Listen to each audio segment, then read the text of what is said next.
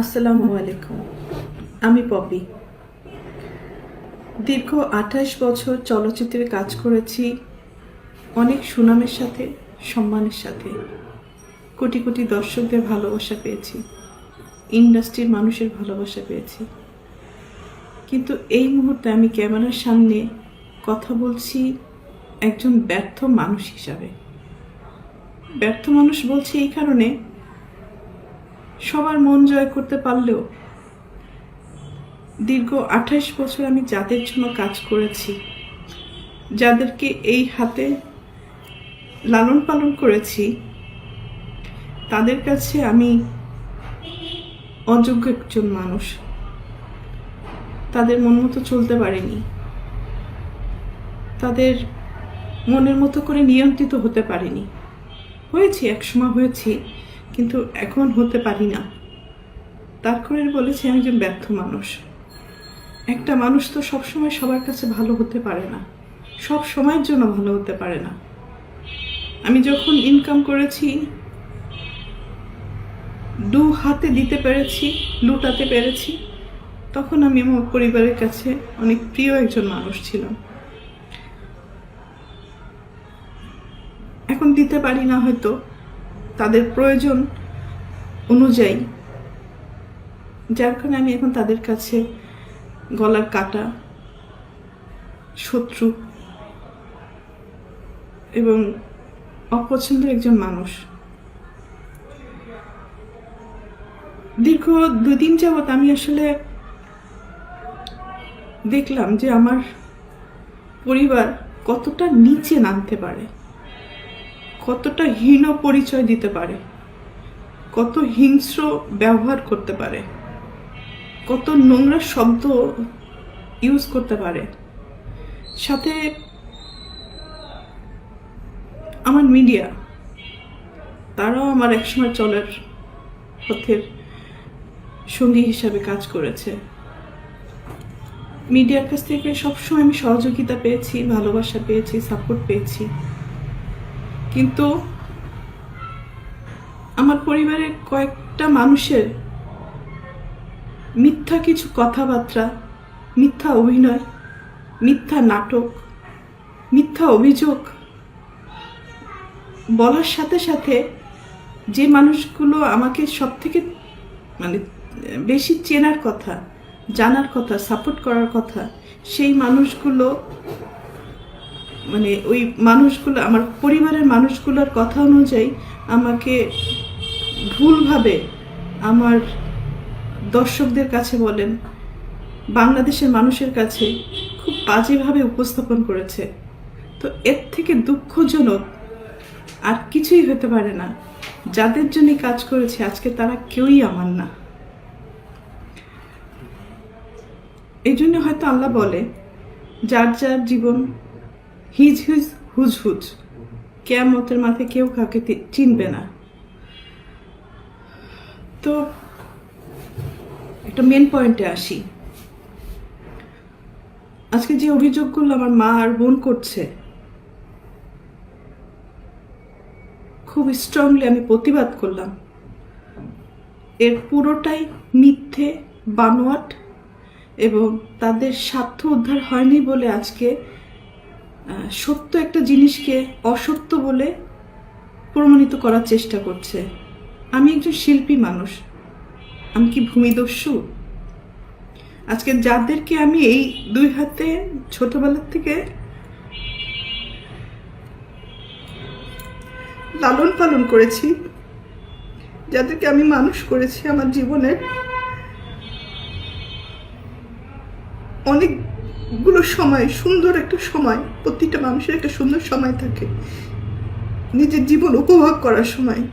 সেই সময়টা আমি তাদের জন্য ব্যয় করেছি, তাদের পিছনে ব্যয় করেছি, তাদেরকে মানুষ করার জন্য। কারণ আমার বাবা মায়ের সন্তান আমার সন্তান না, কিন্তু তারা তো আমার দায়িত্ব না।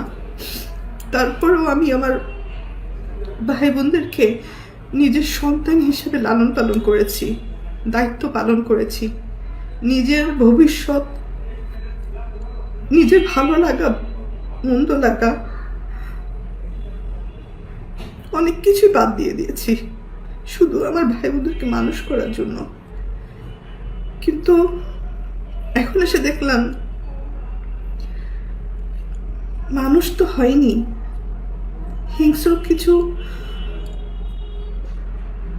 পশুও বলবো না, পশুরা তো আসলে খুব কৃতজ্ঞতা থাকে পশুদের মধ্যে, কিন্তু এদের মধ্যে সেই কৃতজ্ঞতা বোধটুকুও নেই। আর উপরের দিকে থুতু ফেললে তো নিচের দিকেই আসে। কাদের নামে অভিযোগ করব? অভিযোগ তো আসলে করে বাইরের লোকদের মানে নামে। আর আমি যেহেতু আমার ভাই বোনদেরকে, আমার বাবা মাকে অনেক ভালোবাসি, যার কারণে আমার জীবনে আমি অনেক কিছু ফেস করেছি তাদের দ্বারা। নির্যাতিত হয়েছি, লাঞ্ছিত হয়েছি, অপমানিত হয়েছি। নিজের এত বছর যে আমি ইন্ডাস্ট্রিতে ইনকাম করেছি, তারা আমার সাথে বেইমানি করেছে। আমার সমস্ত অর্থ আমার কাছ থেকে নিয়ে নিয়েছে। আমার টাকা দিয়ে কেনা সয় সম্পত্তি কোনো কিছুই আমার নামে ছিল না, আমার প্রত্যেকটা ভাই বোনের নামে ছিল। আমার অ্যাকাউন্টগুলো শূন্য ছিল এবং আমার গাড়ি, শুধু আমার দেহটা ছাড়া আমার কোনো কিছুই আমার ছিল না। সব কিছুই তাদের আন্ডারে ছিল। আমিও তাদের আন্ডারে ছিলাম। তো একটা পর্যায়ে এসে মানুষের জীবনে বেঁচে থাকার জন্য কিছু না কিছু প্রয়োজন হয়। তো বেঁচে থাকার মতো শুধু আমার জানটা ছিল হয়তো। তো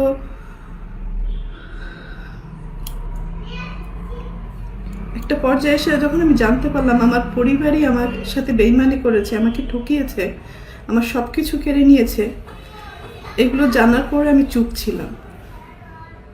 আমি যাদেরকে কোলে পিঠে মানুষ করেছি এই হাত দিয়ে, আমি তাদের দ্বারা অনেক বেশি নির্যাতিত হয়েছি। তারা আমাকে ফিজিক্যালি অ্যাসল্ট করেছে, আমার টাকা চুরি করে আমাকে মারার প্ল্যান করেছে, আমাকে খুন করে ফেলার জন্য টাকা দিয়েছে খুনিকে। আমার আপন ভাই এটার সাথে জড়িত, আপন বোন জড়িত। আর একটা সামিন নামে একটা ছেলেকে পালক নিয়েছিলেন। তারপরেও আমি অ্যাকসেপ্ট করেছিলাম যে ঠিক আছে, একটা মানুষ তো, একটা বাচ্চাকে লালন পালনের দায়িত্ব নিয়েছিলাম। তো পরবর্তীতে দেখলাম এটা যখন হাতে পায়ে বড় হয়ে গেছে, তখন ওই হাত দিয়েই আবার আমাকে আঘাত করেছে। অনেক সময় এইগুলো কিন্তু আমার মুখের কথা না, এটা সত্য ঘটনা। এটা থানায় জিডি হয়েছে, মামলা হয়েছে এবং তাদেরকে আটক করা হয়েছিল এই ক্রাইম করার জন্য। পরবর্তীতে আমি তাদেরকে মাফ করে দিয়েছি, কারণ আমার ভাই বোন তো, ভুল হইতেই পারে। সন্তান হিসাবে মাফ করে দিয়েছিলাম। পরবর্তীতে দেখি যে এগুলো বাড়তেই আছে এবং আমার মা তো আসলে অনেক বড় একটা শব্দ, কিন্তু পৃথিবীতে সব মা না। ভালো মাও আছে, খারাপ মাও আছে।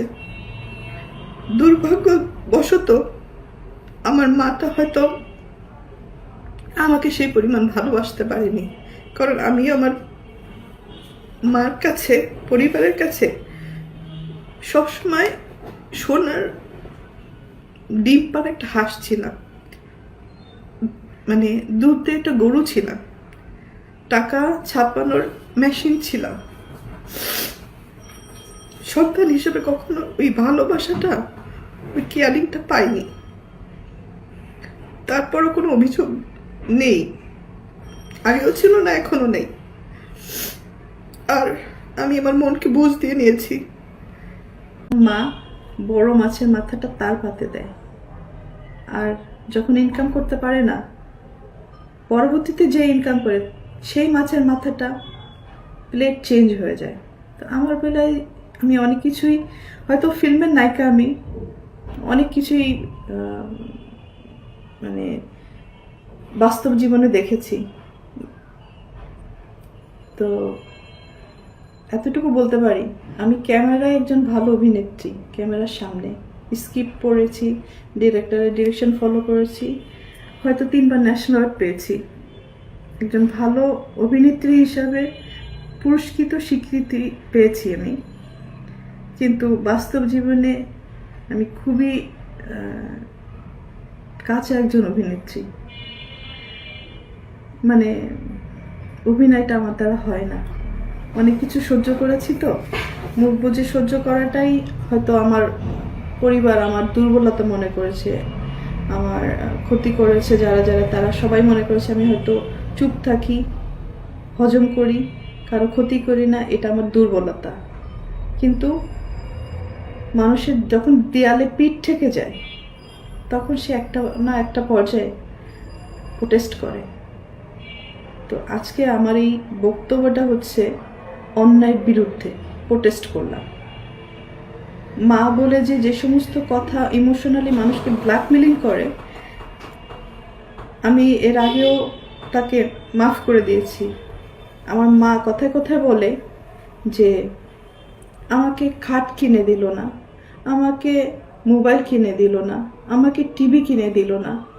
ভাই, একটা পরিবারে যখন একজন উপার্জন করে, সে যখন কোনো কিছু কিনে নিয়ে আসে, ধরেন আমি একটা ফ্যান কিনে নিয়েছি, তখন কি আমি বলবো যে মা এই ফ্যানটা আপনার জন্য শুধু আপনিই বাতাস খাবেন আর বাকিরা কেউ খাবে না? বা আমার বাসায় আরও 5জন লোক আছে, 5টা ভাই বোন আছে, তো আমি কি ফ্যান কিনলে আমার মার জন্য একটা কিনবো, আমার 5টা ভাই বোনের জন্য 5টা ফ্যান কিনবো? একটা টিভি যখন কিনে নিয়ে আসি, তখন আমি আমার মাকে বলবো যে মা আপনার জন্য একটা টিভি কিনে নিয়েছি, এবং আমার আরও 5টা ভাই বোন। দীর্ঘ 4.5 বছর 5 বছর বাবা আমার কাছে ছিল, তার সব কিছু আমি দেখাশোনা করেছি। তার ট্রিটমেন্ট থেকে শুরু করে সব কিছু আমার দায়িত্বে ছিল। তো অনেকবার সে হসপিটালে গেছে, অনেকবার সুস্থ হয়ে বাসায় ফিরেছে। তো এই সম্পত্তির কারণে অনেক বড় বড় ঘটনা আমার সাথে হয়েছে, শেষের দিকে আব্বুর সাথেও হয়েছে। মানে বাবা যখন হসপিটালে ছিল, মানে তার ট্রিটমেন্টের সমস্ত টাকা পয়সা আমার টাকা। আমার এফডিআর ভেঙে আমি 1 কোটি টাকা কম হবে না, বেশি হবে, মানে যদি এটা বলতে হয়। আমি তার পিছনে আমার এফডিআর ভেঙে পেমেন্ট করেছি।